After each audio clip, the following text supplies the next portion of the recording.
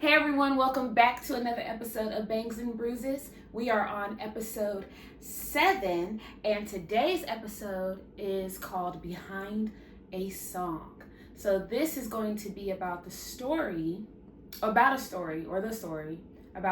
one of my most personal tracks. I'm very excited about this episode because y'all get to hear a little bit about where the changes come from of me going from singer, R&B, soulful, doing this type of music to the music that I'm doing now.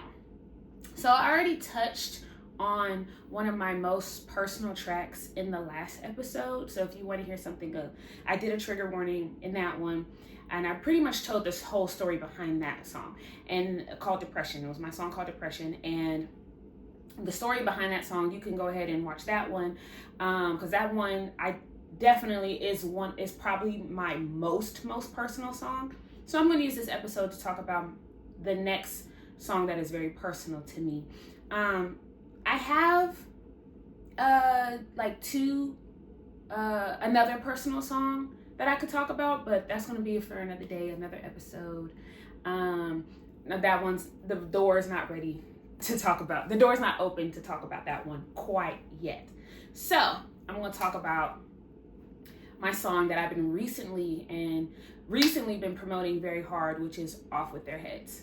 So Off With Their Heads doesn't sound very personal, right? Like, I feel like when people think personal, sometimes they think very deep and emotional.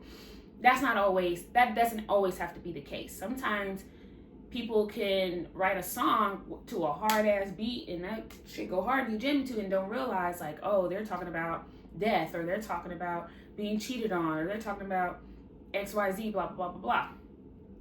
Anyway, so this song, my song, Off With Their Heads, is definitely a personal track, and I kind of want to give the story about it to y'all, because this was the pivotal point in my life where I decided to start to change. This is when the changes started to happen. So as some of y'all know, I don't have, or all of y'all should know by now, if you made it this far, I do not have a great relationship with my father. I have no relationship actually with my father anymore currently. I don't speak to him. I'm in no contact, and it's going to stay that way for probably forever. And the reason why that is because he threatened to kill me. Dun dun dun. Yes.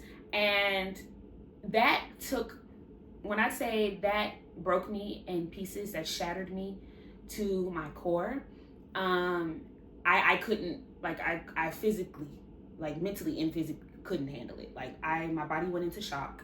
I couldn't move my neck for days. It was bad, y'all.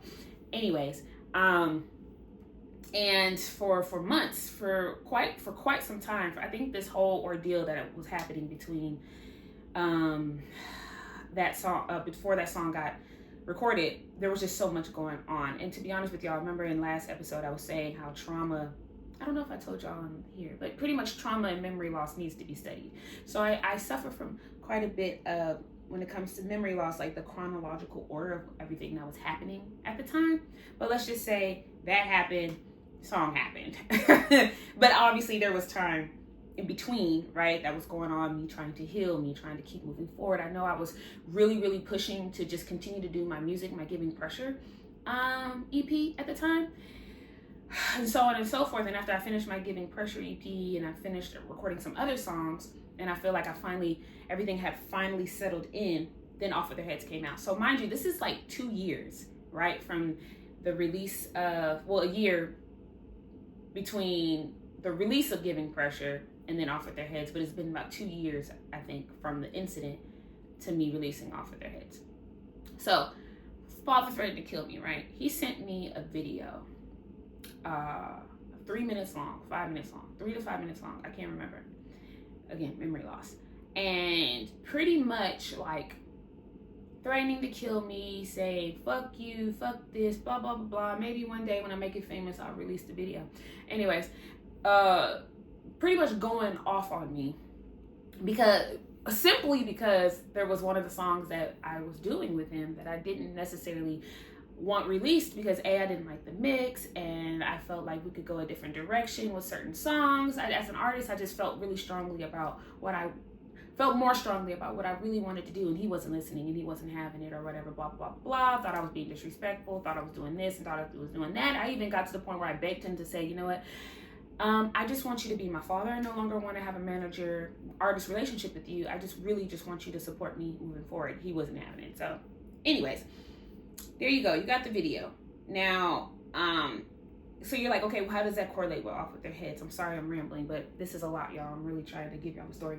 So in a certain part in the video, mind you, I did not know, I did this subconsciously in the song, but I didn't know that I was writing about what he was doing in the video until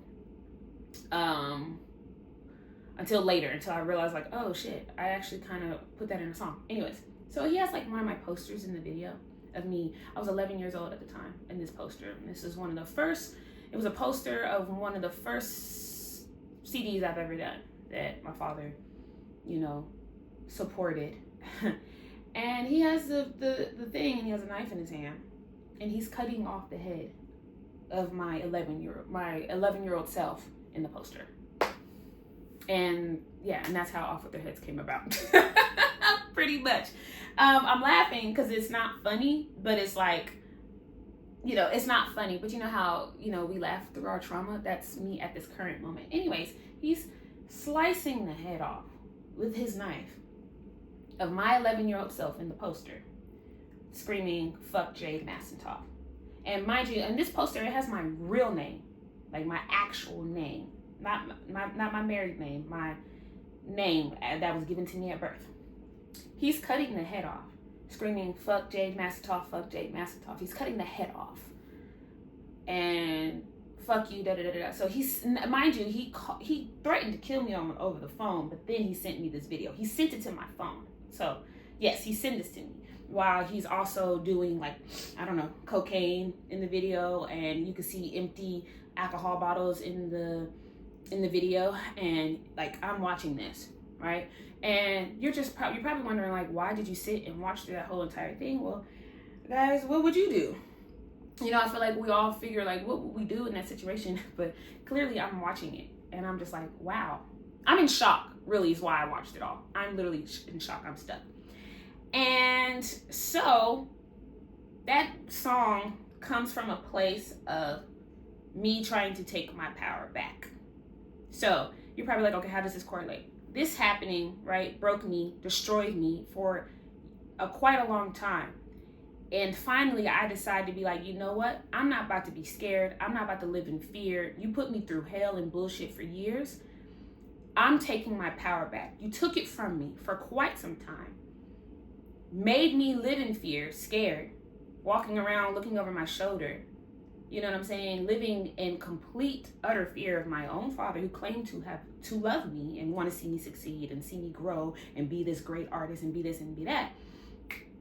You know? So Off Of Their Heads came with me saying, so like the first line is big chillin', saute, saucy baby. That's me kind of like telling myself, I'm good. I'm chilling. I'm not gonna let nothing at this point even fuck with me anymore, because I've already suffered quite a bit. You know? So big chillin', saute, saucy baby.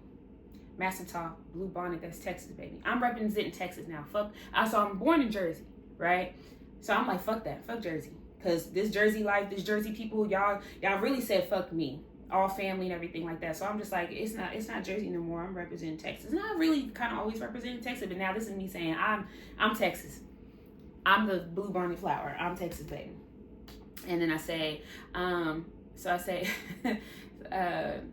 big chillin', saute, saucy baby. Massentoff, blue bonnet, that's Texas, baby. Look at me not knowing my lyrics.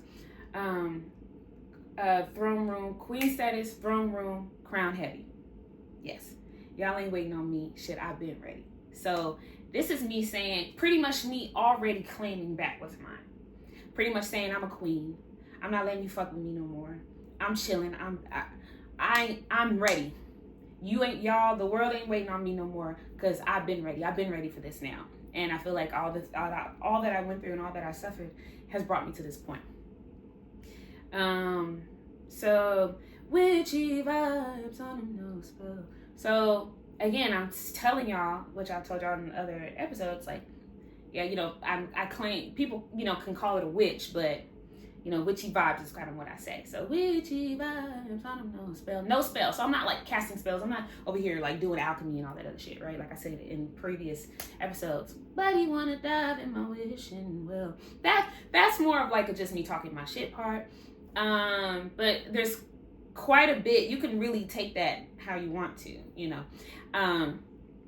Rain on them all hell. So rain on them, on hell. So it's rain and then like actual rain and then rain, R-E-I-G-N, if I spelled that right. Oh my God, I can't spell this. It's too early, y'all, sometimes.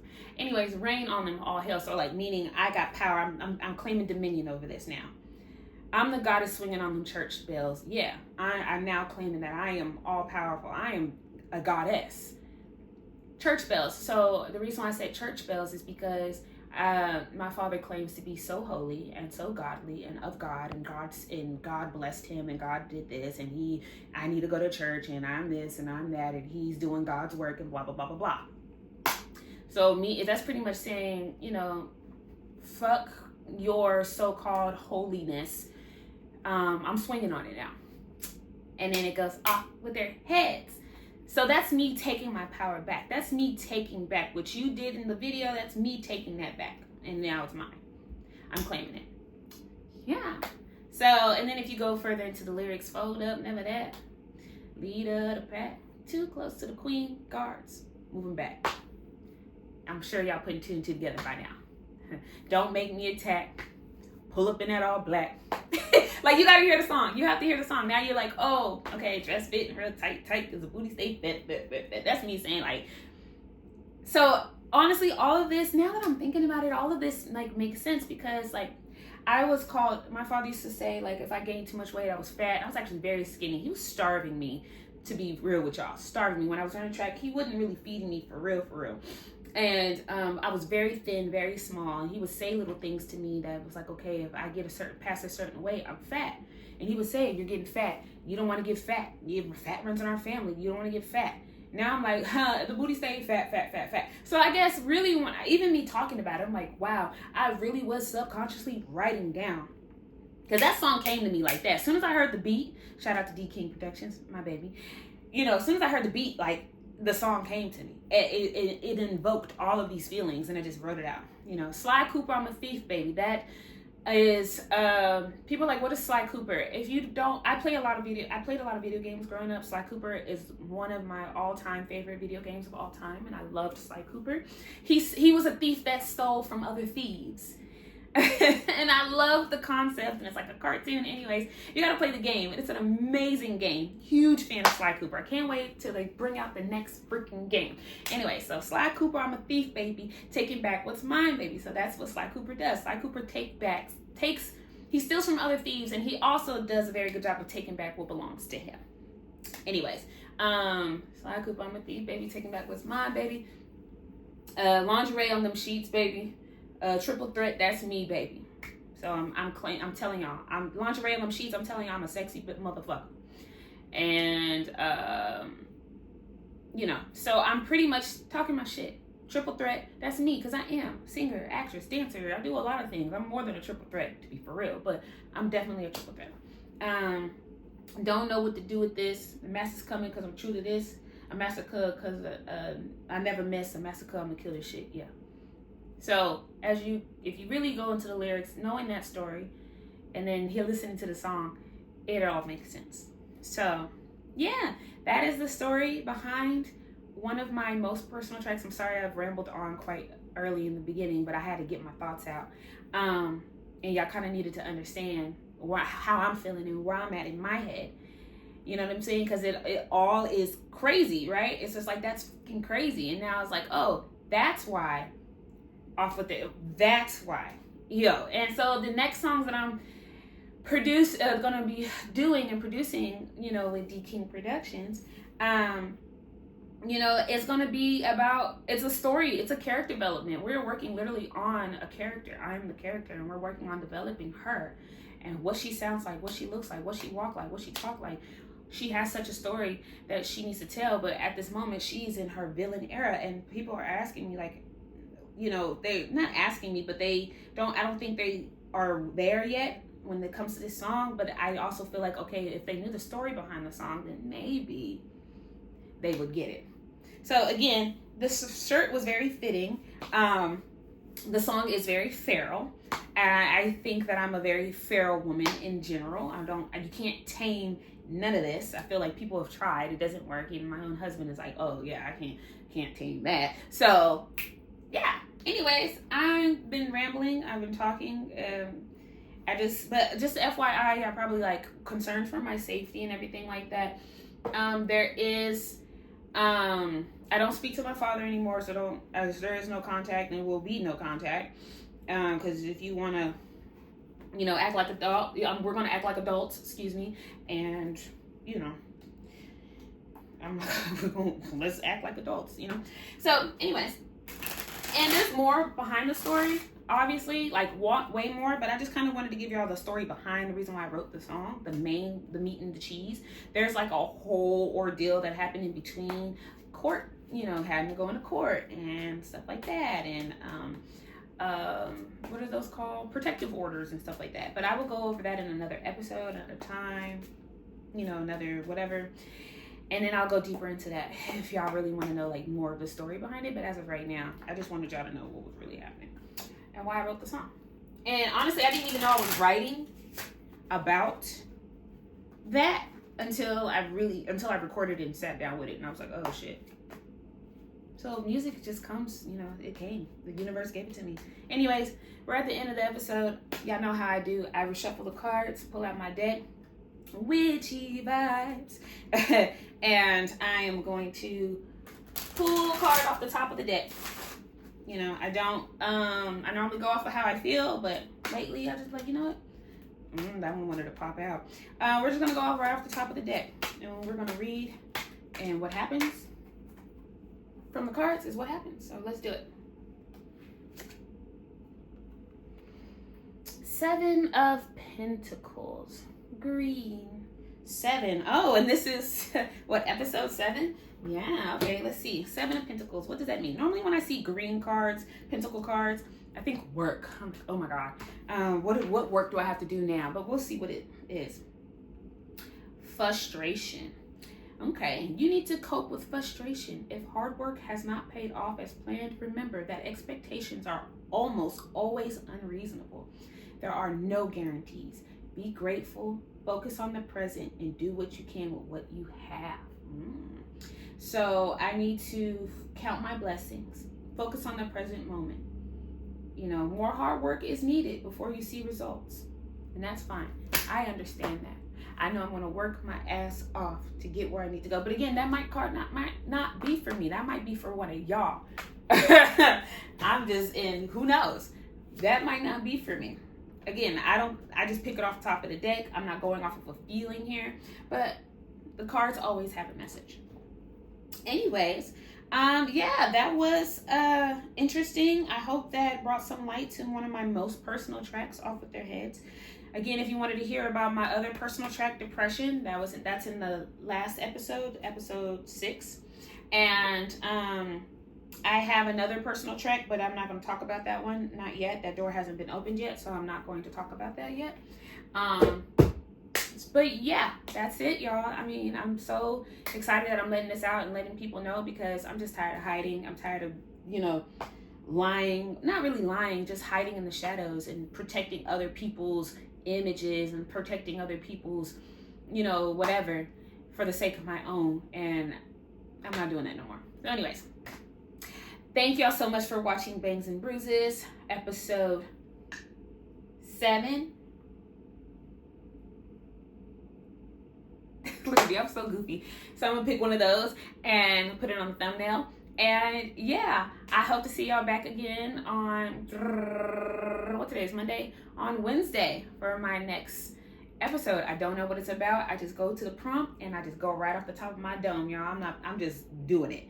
So yes, thank y'all so much. See y'all in the next episode. Love y'all if y'all been watching this far.